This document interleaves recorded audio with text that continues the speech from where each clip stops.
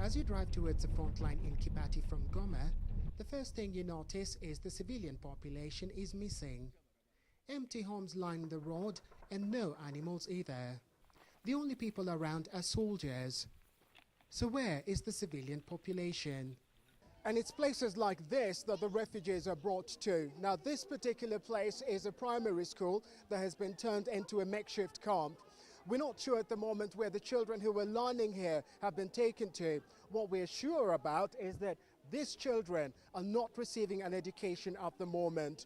Now, this particular complex houses about 400 refugees from Kabati area where the fighting has been ongoing for the last few weeks. However, not everyone is able to get a place to shelter themselves to sleep. And this here is a good example. A woman with her kid covered in an umbrella trying to get a few winks.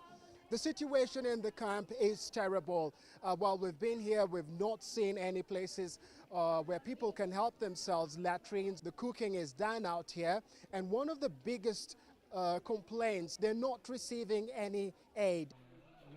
19-year-old Bumamungu Christine takes me into one of the classrooms to show me where he and his siblings sleep. Not much space, no privacy, when you consider they have to share the room with dozens of other families.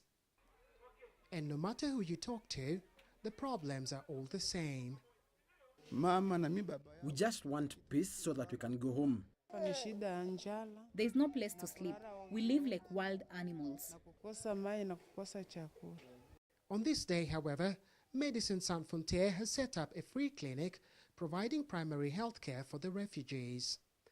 MSF says this is the fourth emergency clinic they've had at the school alone.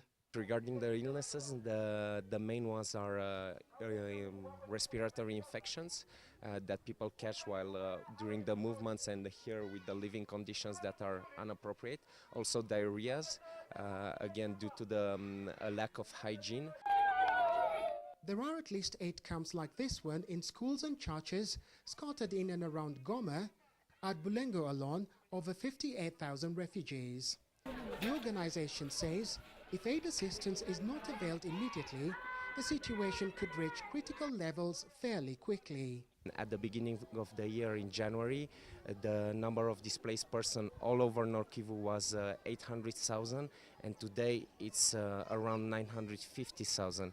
Many of these people fled leaving all their belongings behind, but it's the children who are most affected.